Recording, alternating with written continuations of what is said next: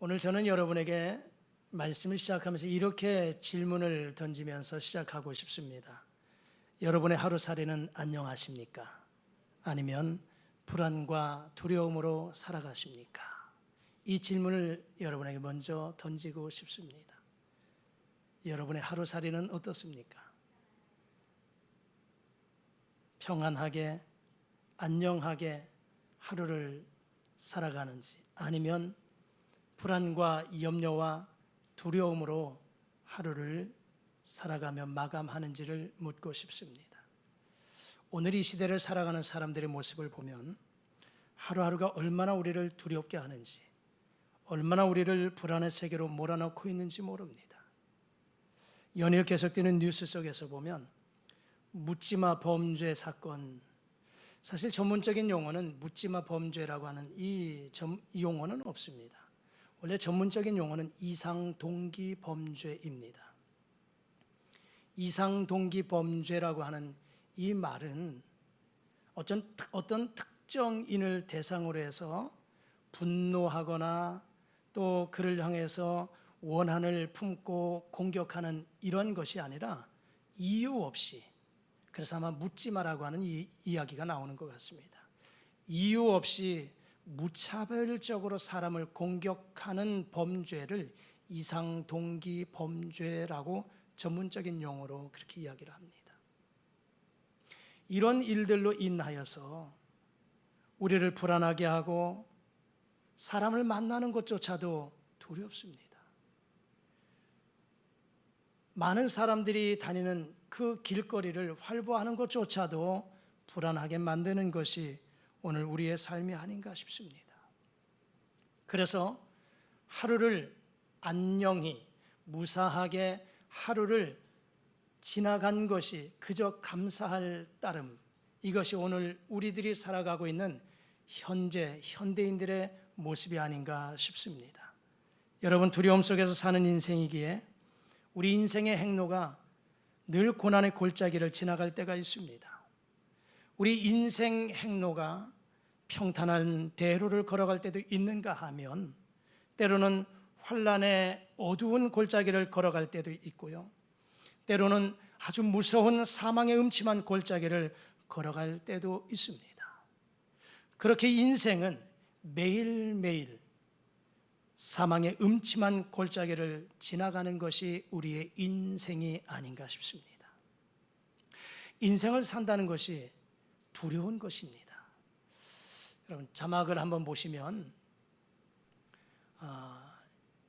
한자로 날생자, 살아간다는 이 생자가 소우자의 아래에 한 일자를 접한 것입니다.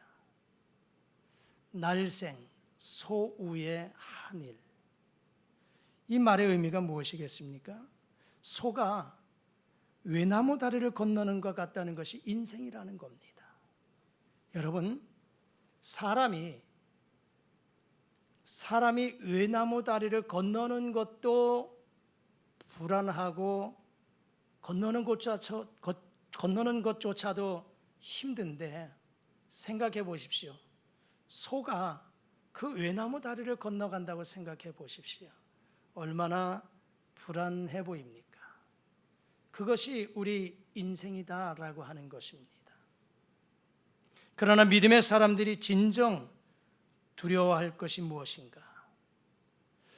많은 사람들이 하루하루를 살아가는 것이 마치 소가 외나무 다리를 건너가는 것처럼, 그래서 불안하고 두렵게 만드는 것이 우리 인생이지만, 그럼에도 불구하고 우리 그리스도인들은, 하나님의 사람들은 그것보다도 우리가 두려워할 것이 무엇인가를 오늘 말씀을 통해서 생각해 보고자 하는 것입니다. 때로는 질병이 나를 두렵게 할 때가 있고요, 가난이 나를 두렵게 할 때가 있고요, 때로는 여러 가지 환경 속에서 우리에게 다가오는 많은 것들이 나를 두렵게 하는 이런 삶 속에서 우리가 살아갑니다. 정말 우리가 두려워해야 할 것이 무엇인가를 오늘 다윗이 고백한 시편 13편 3절에서 6절까지의 말씀을 중심으로 해서 우리가 정말 진정으로 두려워해야 할 것이 무엇인가를 생각해 보면서 함께 은혜를 나누기를 원합니다. 먼저 우리가 두려워해야 할 것이 무엇인가? 사망의 잠을 잘까 두려워해야 된다는 것입니다. 여러분, 오늘 본문 말씀에 보면 4절에 보니까 두렵건대 3절에 보니까 두렵건대 내가 사망의 잠을 잘까 하오며 이렇게 말씀해 주고 있어요. 내가 사망의 잠을 잘까 두렵다는 것이 시인 다윗의 고백입니다. 여러분, 잠이라고 하는 것, 성경은 우리에게 사랑하는 자에게 잠을 주신다 이렇게 말씀하셨어요. 정말 잠은 축복입니다. 여러분, 잠이라고 하는 것, 숙면을 취한다고 하는 것은 건강에 아주 중요한 역할을 한다는 것이지요. 그래서 깊은 잠, 숙면을 취하고 나면 기분이 좋아지고 몸도 개운해지는 것이 사실이지요. 그러나 반면에 충분한 잠을 자지 못하면 수면 부족은 우리의 몸과 뇌에 매우 심각한 영향을 미친다라고 하는 것입니다. 그래서 때로는 다음 날의 건강한 삶을 위해서는 전날 필요한 잠이 우리에게는 필요한 것입니다. 그런데 여러분, 오늘 이 말씀을 생각해 보면서 우리가 자면 안 되는 잠이 있다는 것입니다. 자면 안 되는 잠이 있다. 본문에 보면은 두렵건대 내가 사망의 잠을 잘까 하오며, 사망의 잠이 있다고 성경은 우리에게 말씀해 주고 있습니다. 사망의 잠. 그러면 이 사망의 잠이 어떠한 잠일까라고 하는 것입니다. 이것은 영적인 활동이 없는 잠자는 신앙을 말씀하고 있습니다. 다시 말하자면 사망의 잠은 영적으로 깊은 잠에 빠져 있는 상태를 이야기합니다. 요한계시록 2장과 3장에 보면 소아시아 지역의 7교회를 말씀하시면서 사대교회에 주시는 말씀이 있어요. 사대교회는 너는 살았다고는 하지만 실상은 죽은 자로다 이렇게 말씀합니다. 너는 살았다고는 하지만 살았다는 이름은 가지고 있지만 실상은 죽은 자다. 이와 같은 상태를 영적으로 사망의 잠을 자고 있다 이렇게 말씀해 주고 있는 것입니다. 여러분, 사망의 잠을 자면 어떠한 현상이 나타날까요? 우리가 영적 상태, 영적으로 깊은 잠에 취하게 되면 어떠한 상황, 어떠한 현상이 나타날까? 하나님의 말씀이 들리지 않습니다. 성령의 음성을 분별할 수가 없습니다. 영적인 깊은 잠에 취하여 있으면 아무리 예배의 시간에 몸은 나와 있다 할지라도 하나님의 말씀이 내 귀에 들려오지 않습니다. 성령은 우리에게 깨닫게 하시고 가르쳐 주시고 우리에게 새로운 것들, 또 지난날의 모든 것들을 인도하시는 영이시거든요. 성령이 아무리 내게 말씀으로 깨우침을 주려고 하여도 영적으로 깊은 잠에 취하여 있으면 육의 귀는 열려 있는지 모르겠지만 영의 귀가 닫혀 있어서 성령의 음성을 통하여서 하나님의 음성, 하나님의 말씀을 들을 수가 없다라고 하는 것입니다. 나도 모르는 사이에 죽어가고 있다는 거예요. 주님과 교제가 멀어지고 있습니다. 주님은 내 안에 들어오셔서 나와 함께, 나는 주님과 함께 교제하고자 원하지만 영적인 깊은 잠에 취하여 있으면 주님과의 교제를 이루어 갈 수가 없습니다. 요한복음 15장에 포도나무에 대한 비유를 말씀하잖아요. 우리를 향해서 가지라고 말씀합니다. 우리 주님은 나무라고 말씀하세요. 가지가 나무에 붙어 있지 아니하면 열매를 맺을 수 없다 이 말이죠. 나무에서 떨어져 있는 가지는 아무리 뿌리에서 영양분을 공급해 준다 할지라도 떨어져 있는 그 가지에는 영양분이 전달될 수가 없는 것이 진리이잖아요. 마찬가지로 내가 영적인 깊은 잠에 취하여 있으면 아무리 성령을 통해서 우리에게 하나님의 말씀을 전달해 주려고 하여도 마치 주님과 떨어져 있는 이 관계, 가지가 나무와 떨어져 있는 그런 모습처럼 주님과 관계가 떨어져 있기 때문에 공급받을 수가 없다는 거죠. 하나님의 음성을 들을 수가 없습니다.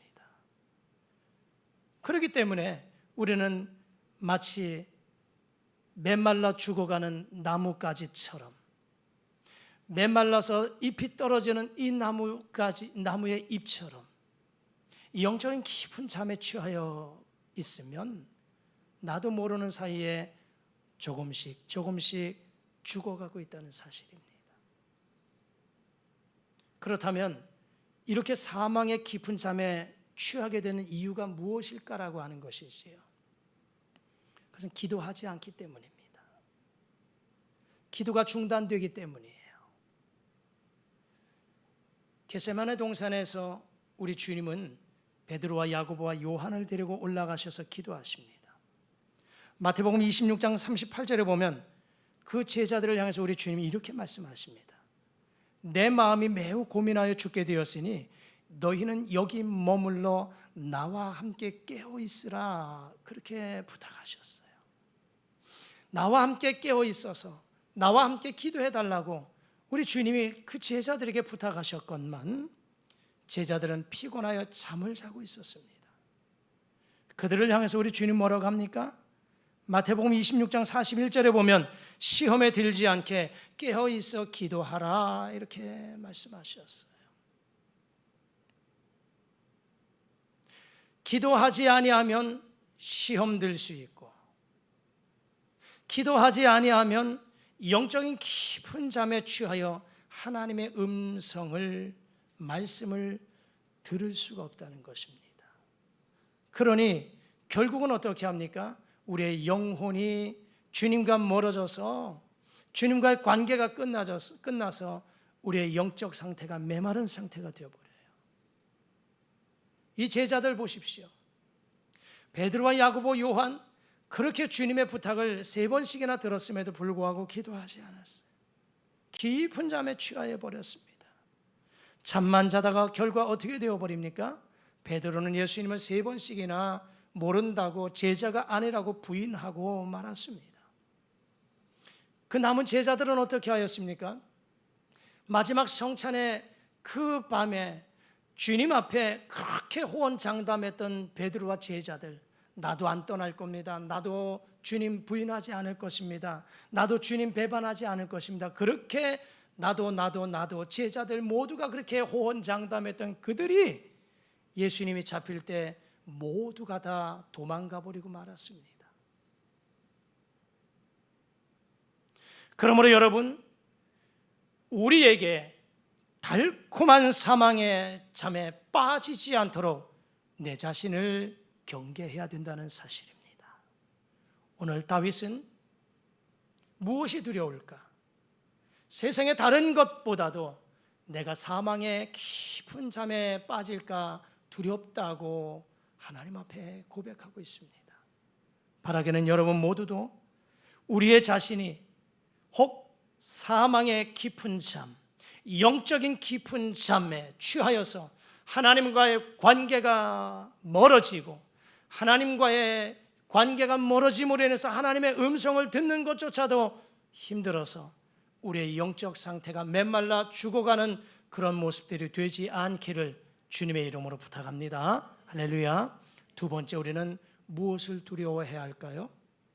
본문의 말씀에 보니까 4절에 이렇게 고백합니다. 두렵건대 나의 원수가 이르기를 내가 그를 이겼다 할까 하오며 원수가 나를 이길까 두려워해야 된다는 것입니다. 여기 오늘 본문에서 말씀하고 있는 원수는 누구를 이야기할까요? 사탄의 세력입니다. 사탄의 세력, 그리고 우리를 망하게 하는 죄의 권세를 이야기하고 있습니다. 여러분, 사탄이 우리를 이기게 하면 안 됩니다. 죄가 우리를 이기도록 놔두면 안 된다는 것입니다. 사실 우리는 두려워할 것들이 바로 이와 같은 것들이에요. 사람을 두려워하고 세상을 두려워하고, 물론 그런 존재들도 두려운 존재일 수 있지만, 그러나 우리가 하나님과 나와의 관계 속에서 정말 두려워해야 할 것들이 무엇인가? 내가 영적인 깊은 잠에 취하여 있지는 않은가? 그리고 원수가 나를 이길까? 사망의 세력이, 사탄의 세력이, 그리고 죄의 권세가 나를 이길까 두려워해야 된다는 사실입니다. 언제 우리의 원수 마귀와 사탄이 나를 이길까요?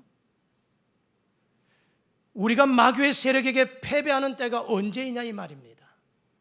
그것은 바로 내가 약해져 있을 때가 사탄에게 질 때입니다. 내가 약해져 있을 때. 여러분, 힘의 원리를 생각해 보십시오. 힘의 원리는 강자가 약자를 잡아먹게 되어 있습니다. 약한 자는 강자의 먹이가 되는 거예요. 약육강식이잖아요. 이게 세상의 힘의 원리잖아요. 운동회를 하면서 줄다리기를 한번 연상해 보십시오. 줄다리기 하는 그 모습을 연상해 보세요. 똑같은 인원, 같은 수의 인원을 가지고 양쪽에 서서, 그리고 줄을 잡아요. 그리고 심판의 호각의 소리와 함께 줄을, 양쪽에 서로 팀들이 줄을 당기시오. 자, 처음의 모습은 힘의 원리로 보면 비슷비슷하니까 잘 안 당겨, 잘 안 움직여지잖아요. 줄이 팽팽해지잖아요. 그러다가 조금 시간이 지나면 그 선수들 가운데 힘이 빠지는 사람도 있을 것이고, 때로는 힘을 모으지 못해서 지치는 사람도 있을 것이고, 그러다 보면 힘이 약해지는 그 팀이 있잖아요. 순간 강한 자가 약한 자를 끌고 가는 거예요. 결국은 팽팽한 그 정점의 시간, 그리고 약할 그때에 경기는 끝나는 거죠. 낚시를 해본 사람들은 낚싯바늘에 큰 물고기가 물었어요. 그때 줄을 당길 때에 큰 물고기는 금방 안 딸려와요. 그냥 손바닥만한 것들, 작은 것들은 그냥 순간 달려오지요. 그러나 큰 물고기는 금방 안 달려와요. 이제 서로 밀고 당기는 밀당의 시간이 필요한 거예요. 물고기는 안 잡히려고, 안 나가려고 힘을 쓸 것이고,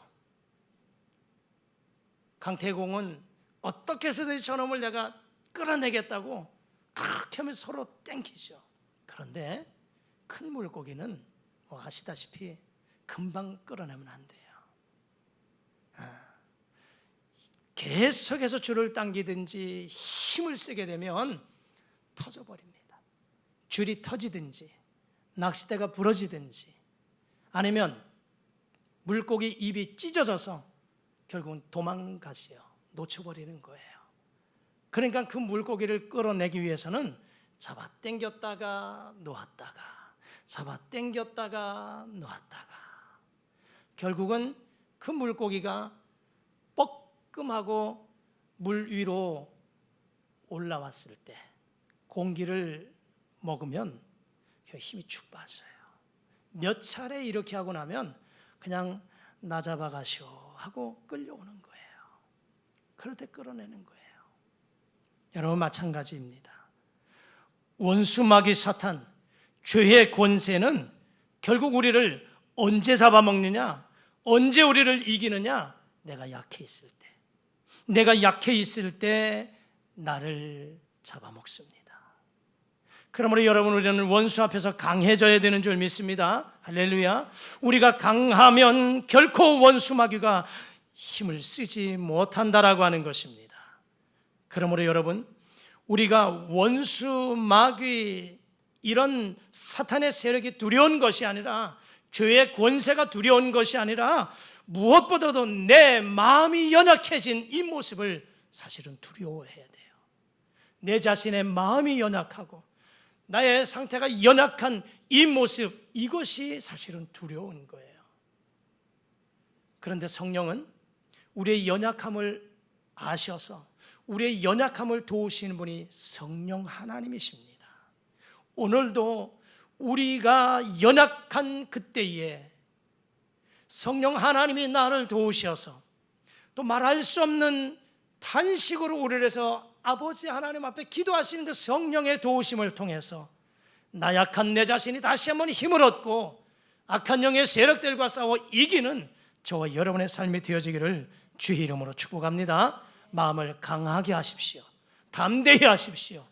여러분의 마음이 약해지고 마음이 녹아져 버리면 그때 비로소 사탄이 나를 먹잇감으로 삼켜 먹을 수도 있다는 사실입니다.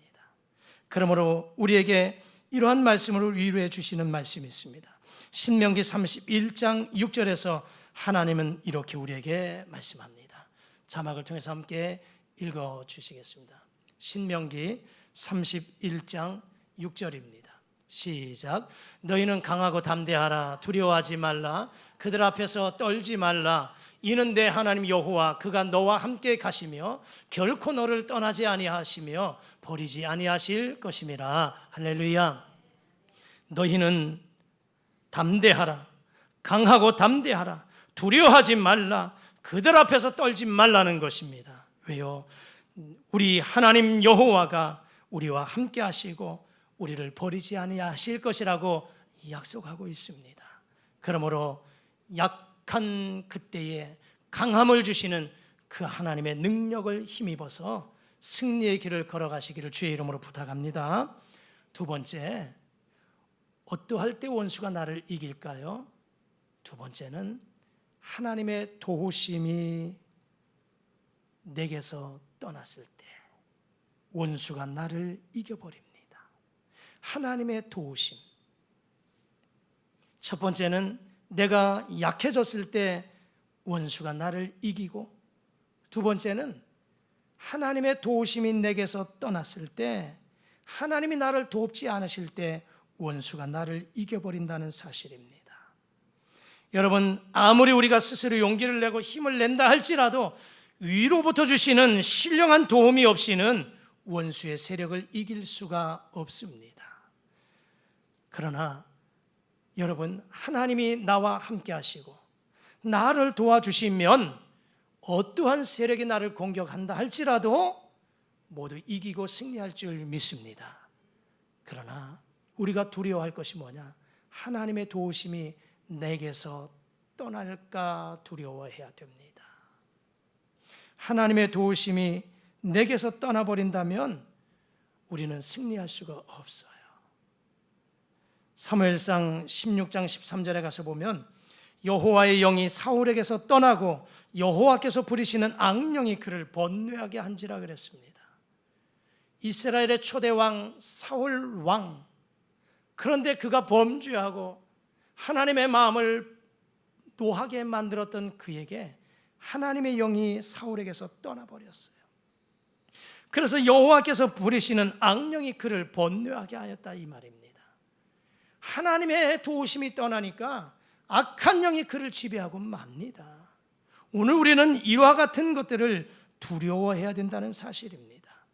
하나님의 도우심이 계속되고 있다면 우리는 그 무엇보다도 겁낼 것이 없지만, 반면에 하나님의 도우심이 내게서 떠나버리면 우리는 패배자가 될 수밖에 없다는 사실입니다.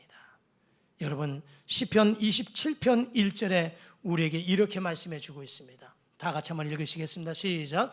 여호와는 나의 빛이요 나의 구원의 신이 내가 누구를 두려워하리요. 여호와는 내 생명의 능력이시니 내가 누구를 무서워하리요. 아멘. 여러분, 이 한 주간도 이 약속의 말씀을 붙잡고 삶의 현장에서 승리하시기를 주의 이름으로 부탁합니다. 때로는 연약하고 때로는 어려움을 만날 때마다 시편 27편 1절의 말씀처럼 여호와는 나의 빛이 되시고 나의 구원이 되셔서 내가 어떠한 상황에 있든지 나와 함께 하실 그 하나님, 그러므로 내가 능히 담대함으로 승리할 수 있다고 하는 이 사실의 말씀을 붙잡으시기를 주의 이름으로 축복합니다. 할렐루야. 세 번째, 우리가 두려워해야 할 존재가 무엇일까? 오늘 본문의 말씀에 4절 후반절에 보니까 이렇게 말씀합니다. 내가 흔들릴 때 나의 대적들이 기뻐할까 하나이다 그랬어요. 나의 믿음이 흔들려 버릴까 두려워해야 됩니다. 내가 흔들릴 때에 나의 대적이 기뻐할까 합니다. 여러분, 왜 우리가 믿음이 흔들릴까요? 왜 우리의 마음이 흔들릴까요? 그것은 바로 하나님의 말씀을 믿지 못하기 때문이요. 부활의 예수님을 만나지 못하였기 때문이요. 하나님의 약속을 의심하기 때문에 우리는 삶의 현장 속에서 조금만 어려움이 와도 흔들리고 무너지고 두려워한다는 사실입니다. 출애굽한 이스라엘 백성들의 모습을 보십시오. 그들은 40년의 여정 속에서 날마다 하나님이 함께 하셨어요. 새벽 이슬과 함께 매일같이 만나를 내려주셨고, 고기 먹고 싶은 그들에게 메추라기를 보내주셨고, 목마른 그들에게 반석에서 샘을 내게 하신 하나님이셨습니다. 원수들과 싸워 이기게 하셨던 하나님이셨어요. 발이 부릅뜨지 아니하고 옷이 헤어지지 아니할 정도로 하나님이 그들과 함께 하셨다고 말씀합니다. 그럼에도 불구하고 그들은 조금만 어려움이 오면 불안에 떨고 낙심하고 두려워하며 하나님을 향해서 원망하고 불평했던 그들의 모습입니다. 왜 그럴까요? 날마다 하나님이 함께 하시는 것을 목도했음에도 불구하고 확신하지 못했어요. 의심하고 믿지 못하고 만나지 못하고 결국은 하나님이 나와 함께 하신다고 하는 그 사실조차 믿지 못하니까 어려운 문제가 있을 때마다 흔들려 버리고 말았습니다. 오늘 우리도 마찬가지 아닌가 싶습니다. 무언가 다짐해 보지만, 그리고 약속 붙잡고 나간다고 하지만, 그런데 또 한 주간을 살아가다 보면, 또 하루를 살아가다 보면 예기치 못한 일들로 인해서 여러분 마음이 흔들릴 때 없나요? 믿음이 흔들릴 때 없나요?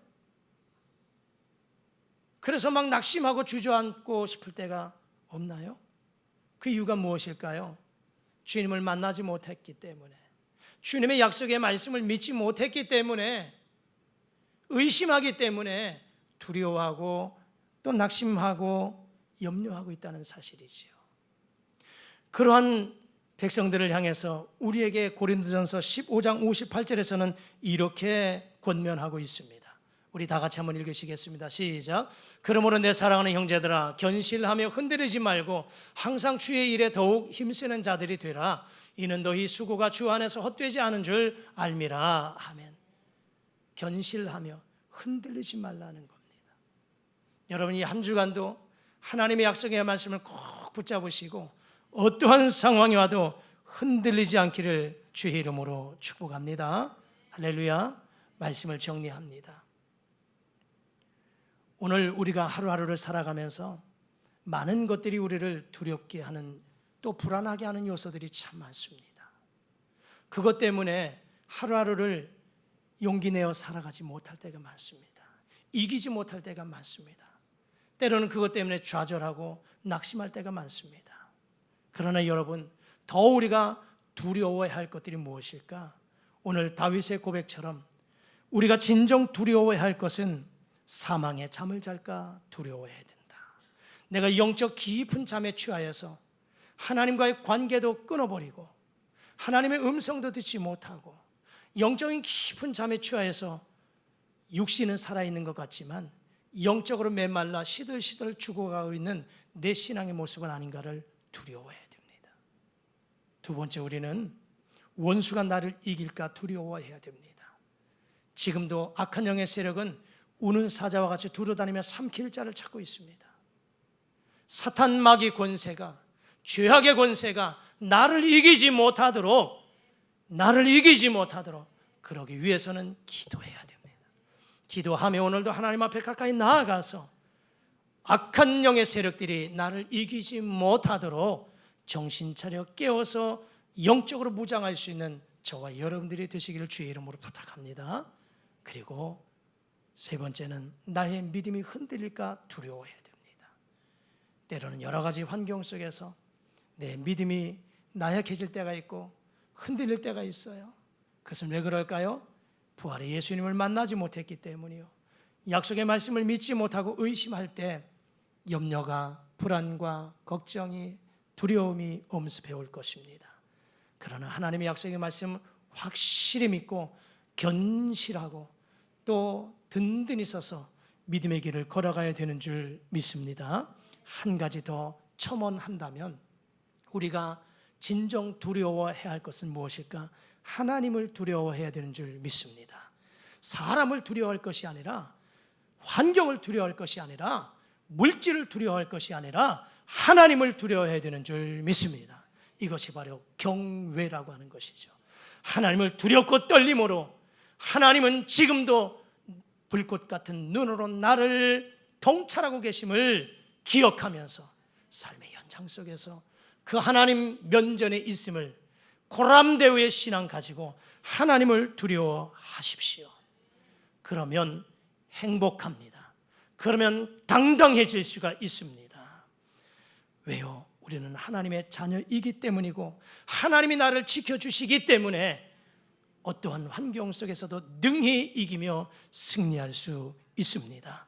마지막 본문 5절의 말씀을 우리 다 같이 읽고 마치도록 하겠습니다. 본문의 말씀 5절 말씀 다 같이 읽겠습니다. 시작.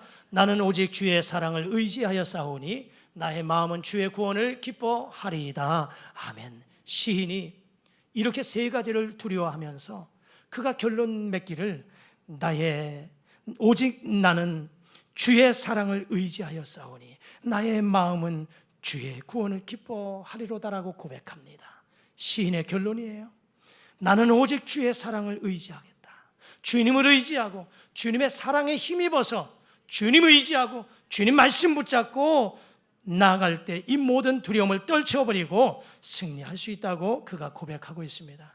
여러분, 하나님의 사랑에 힘입어서 여러분 모두도 하나님을 의지하고 하나님의 약속의 말씀을 굳게 잡고 기도하면서 우리에게 도전해오는 모든 두려움의 세력들을 떨쳐버리고 약해진 마음과 성령을 우리의 심령을 강하게 해서 흔들리지 말고 견고히 서서 주의 일에 힘쓰는 저와 여러분들 되시고 하나님을 경외하면서 하나님의 말씀 속에 또 믿음으로 승리하는 저와 여러분들 되시기를 주의 이름으로 축복합니다. 기도하시겠습니다. 하나님 아버지, 우리의 인생의 삶이 또 영적인 삶이 우리를 두렵게 하고 불안하게 하는 것들이 참 많습니다. 때로는 세상의 것들 때문에 불안하고 염려하고 두려워하며 살아가는 것이 우리 인생이지만 그런 오늘 시인 다윗처럼 내가 무엇을 두려워할 것인가, 사망에 잠을 잘까 두려워하고 원수가 나를 이길까 두려워하며 나의 믿음이 흔들릴까 두려워하는 우리들 되게 하셔서 또한 하나님을 두려워할 줄 알게 하셔서 진정 우리의 삶 속에 모든 것들이 약속의 말씀을 부여잡고 악한 영의 세력들과 싸워 이기며 승리의 길을 걸어가는 우리 모두가 되게 하여 주시옵소서. 예수님의 이름으로 기도드리옵나이다. 아멘.